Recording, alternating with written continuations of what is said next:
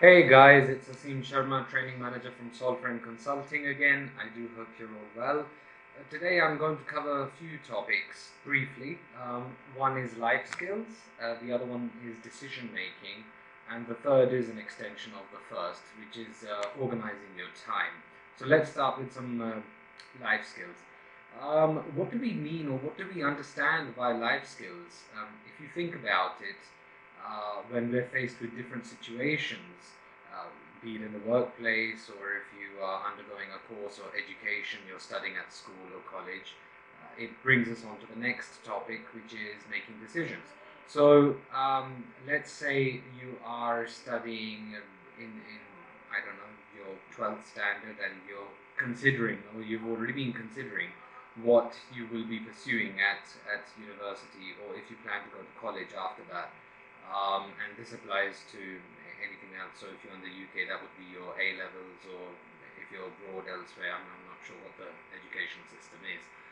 But having said that, decision making is important, and being able to handle unfamiliar situations, applying the knowledge that you already have, or maybe tabulating the pros and cons of things, and then weighing up, doing a kind of benefit risk ratio analysis, and trying to work out that, look, hey, if I opt for this path, what are the advantages, what are the disadvantages, and now if I compare it to a different option, what could the possible outcomes be? And you must have heard of the cliche of thinking with your head or thinking with your heart. And sometimes you have to be instinctive, and sometimes you need to take a risk. So I'll give you a quick example. I did my education abroad in the UK, and it was mandated that we had to learn modern languages. And to be honest, I'm not really very good with learning languages. I think Hindi and English are enough for me, and we had different options. So essentially, the first language that we had learned for the longest, which we then had to pursue at the equivalent of metric level or in year 10 or year 11 GCSE, that was Spanish. And there was also German, which was introduced a year later. Now, 95% of my colleagues, my class fellows, had opted to go for Spanish because they had spent an extra year learning. We had all spent an extra year learning it. I decided to take a chance and say, hang on, I have never really understood Spanish very well, and that may also be not because of the teacher. I think the teacher was fine. I mean, she was competent, but I just didn't understand. I mean, she would speak 95% in Spanish, and that worked for some people, but I obviously needed some more support because half the time I didn't understand what she was saying. And also, I think I kind of honed my ways of being attentive and trying to grasp things. I also found that German is a little more kind of methodical in terms of its grammatical structure, so it made more sense, and I was able to draw inferences between that and English. And because my grammar was stronger in German, I felt I had a better command. I wasn't great at it, but I was reasonably good at it. So I took that chance, and I stepped away from the crowd, and I did not hesitate, even though obviously my teacher said that, look, are you sure about this decision? I mean, I'm not so sure about that. And there was one other guy who was also doing it with me, but then at the last minute backed out. But I thought, well, okay, hey, bye bye. That's your choice. That's not going to phase me. I'm going to do what I want to do. So having that tenacity and having that conviction to be able to undertake a decision, because I knew that I was better at German than Spanish, and as I said, I'm not really fond of learning languages, but then German was still, according to me, more interesting to learn than Spanish. And we had different teachers and so on. By the time we got to that stage, the teacher was very nice, and I did reasonably well. Not very well, but good enough, and I exceeded my expectations. Let's put it that way. Another thing was that when we were choosing subjects for the metric or the GCSE level, um, geography was one, and I was never very good to begin with at geography, but I became much better at it, to the point that I became very good, and my geography teacher remained the same for 5 years, and he had a draconian approach, but I really thank him for that, and obviously my mom supported me as well, so I did pretty well, and I was happy with that, and I wish I had pursued that further. I went into the science stream, but we have different options there, and you can mix and match humanities, science, do what you want. And retrospectively, I do feel that maybe I should have made some other decisions. But I don't regret anything I've done. And that was based on, rationale. I had also chosen IT, fair enough, okay, but I don't think it was very functional. We didn't actually learn that much about how to use, computers and operating systems and software packages, something which we do here at Solframe, functional training, so that you actually understand the scope, because a lot of the things that you may be able to do in Microsoft Word or Excel or Google Slides and Sheets and Docs, we only use maybe about 20% of that, and the rest of it we don't even know, and that's there to help us. So that way, it wasn't, I wouldn't say disappointing, but I guess that's how the curriculum is. I mean, there are a lot of things at school that you learn which are very useful, but certain things you think, hey, why did I learn that? And has that really helped me in my life? Would I ever need that information again, or those skills? Not so sure. But anyway, that's a topic for a different day, right? The other thing I chose was history, and I'm sorry to say, guys, I mean, history I think is very useful. It does, show different kinds of trends, and it's very useful to understand politics and modern world history anyway. But I became better at it, but I used to find it boring. So then there was a new course, social science, which covered different things like kind of sociology and economics and different things. And there wasn't that much material or resources. And I was the kind of person who had been raised to, I wouldn't say be spoon-fed, but I needed assistance, I needed resources, and there wasn't really any material, so you just had to listen to the teacher. But I enjoyed doing that, and I did fairly well at it. Not very well, but again, it was kind of like German for me. So at the last minute, I backed out of history, which was a kind of safe choice, and took a chance. And I'm happy I did that, because I learned a lot of things, and I'm still in touch with that teacher to this day. So I thank him for that, and I also, again, thank my mum for, giving me that courage and supporting me and being open-minded and letting me explore that, look, what about this? What do you think about this? So, not all the time your parents, no disrespect to anyone here, will be able to help you. They may be able to guide you, but finally you have to make your own decisions. You have to be autonomous. So, life skills, decision making, and then time management. So, there was a period of time, and I mean that was just coincidental, when we came on to A levels, or I should say the equivalent of 10 plus 2 here, I had taken an extra subject. So I did maths, further maths, advanced maths, and then the three sciences: biology, chemistry, and physics. Biology was a kind of safe choice because I then decided to pursue medicine, which I then dropped out of. But the point I'm trying to make here is that chemistry was challenging, a bit boring, but I did fairly well at it. Physics was challenging, I did fairly well at that. And I took support when needed from other teachers and a couple of good friends who I'm still in touch with. Maths was difficult for me. I never fully liked maths because maths is one of those things that if you make a single silly error, everything just goes haywire, and you could be staring at an equation for hours thinking, what am I doing wrong? And that sometimes becomes very frustrating. So that kind of element of fear that's instilled within you, that becomes very difficult to deal with. And I think I aspired to do something like engineering, but just because of that maths element, even though I was okay at maths, I was good at maths actually, but just not very good. And I had to spend considerable amounts of time to be able to understand concepts which perhaps my colleagues understood just in one snap. Or that maybe arguably they're more intelligent than me. I mean, again, intelligence is subjective somewhat, right? We can all improve our intelligence and our IQ with a bit of exercise, mental exercise. But I'm not inherently kind of, that way. I need to understand things, and sometimes it just goes over my head. But then again, I've seen people who are not good at maths, but they understand Excel advanced functions very well. I can't say the same exactly. But what I'm trying to get at here is that you need to make decisions, and you need to manage your time according to what you think is worthwhile in the long run. So it's always important to improve your weaknesses upon your weaknesses and maintain your strengths, right? Don't just focus on your strengths. That's an easy way out. So there were things like, for instance, statistics in maths, and I struggled with that. And I had to resit a couple of modules, and I got better at it. And I mean, a lot of the things that I had to do again, it was a learning experience. It was, yeah, it was a bit kind of demoralizing, but then there's no point in getting bogged down. Just get on with it and see where it takes you. You have to improve, basically.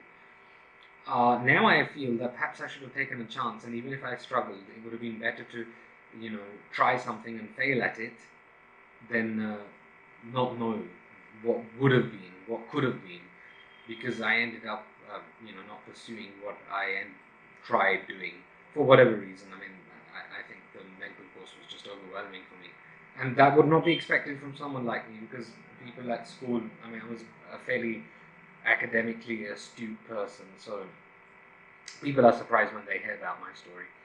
And now I'm into training. I've been into training for quite a while, and what I've realized is that although I may be inherently introverted, um, I'm never afraid to speak, and I am fairly good at expressing my ideas and being able to present them in a way that captivates an audience. So, if you have a topic and you're able to facilitate it well, and this is one of the things I mentioned in my previous videos and even the posts which are uploaded on LinkedIn, which you're welcome to see, guys, what you'll notice is that people who are successful in the public domain, be it leaders or be it speakers or politicians, they're good at speaking. And the only reason they're good at speaking is, not everyone, but a lot of people in public figures, it's because they're able to express their ideas clearly and they're able to maintain the audience's attention, right? So when it comes to time management, invest time, a little bit of time everywhere, but try to focus on some of your weaknesses, which you feel that if I work on these, they will take me somewhere. Whether it's a career option, whether it's, maybe something you need to change in your personality, maybe you need to become more regular with things, maybe you're not a person who can maintain a routine. I'm guilty of that, but then I have worked around it, and now I have maintained certain routines for years, even if I don't like doing them. And yes, we're not going to like every single aspect of our day or our job, but sometimes you need that investment and it pays off. So those are the life skills. Those are the decision-making kind of factors. Time management's also important. And even if you divide your day, let's say, into half-an-hour slots and you have regular breaks, that's probably better. That's what works for me. And incentivize it with either a break or something. But there are times where I can work for hours on end and not have a break, and I'll enjoy doing it as well. And I may be sitting in a very uncomfortable position. I may have not eaten anything for a while. I may be absolutely numb and just focused on my work. That works for me. It may not work for you. So everything is different for everyone, right? And we can all be different people on different days. That also happens. So one day you may feel really energetic and think that, oh my God, it's 4 o'clock in the morning and I'm still working. And there may be days that, look, I don't even see how I'll be able to make it till the evening, let alone, working. So just bear these things in mind. And, the next time that you feel that you're not sure about, making a decision, or you don't know how to organize your time, or you don't know how to handle a situation, I mean, be open-minded. Don't judge, it's again a cliche, don't judge a book by its cover. If you meet someone new for the first time and you have to interact with them, either you have to learn something from them, or they're your mentor, or they're your colleague, or whoever, maybe your manager, a new job.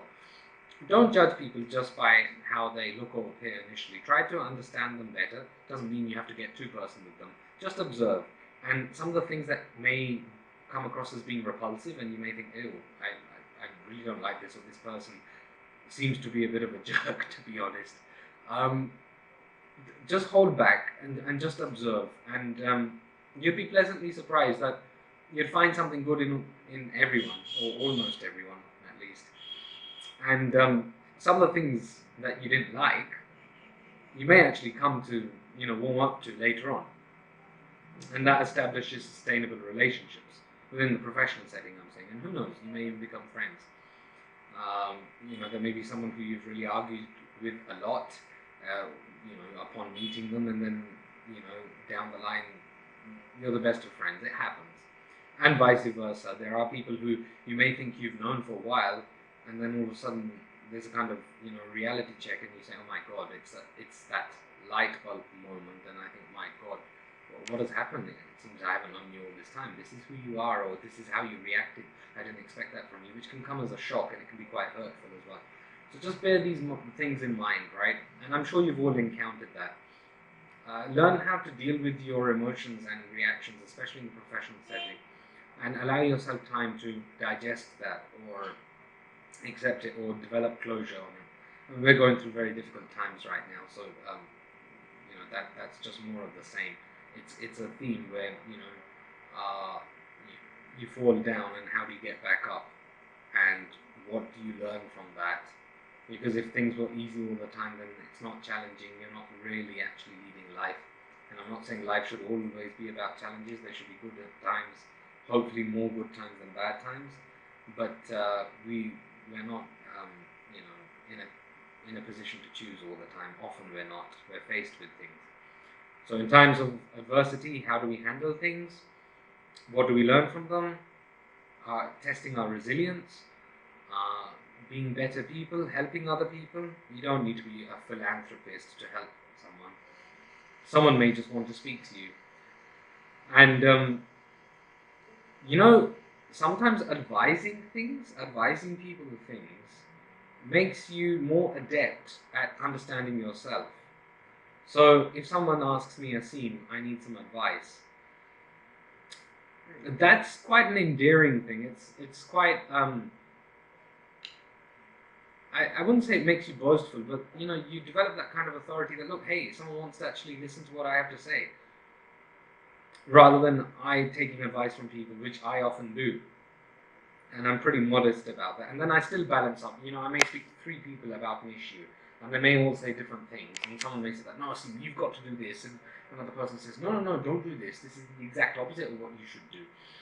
And then I think, okay, now this is what they've said. It may influence me somewhat, but then I need to, take a step back and then think, listen, what exactly is the issue? What was my gut instinct? By doing so, what may the repercussions be? And how do I deal with them? Am I prepared to deal with them? So all of these things are important. So yeah, taking advice from friends and family, that's important. But finally, you have to make your own decision, which may be a mixture of what other people have advised you, or it may be completely opposite. You may still end up going with what you need or what you want. But the point is that at least you sought advice from people because you wanted to do that before, making that plunge, taking that plunge, I should say. So, yeah, as I said, the next time you are faced with a situation, try to be calm. I know it's easier said than done. Don't make a rash decision. Balance out the advantages and disadvantages. Make a table maybe. Speak to some people. Take the time you need.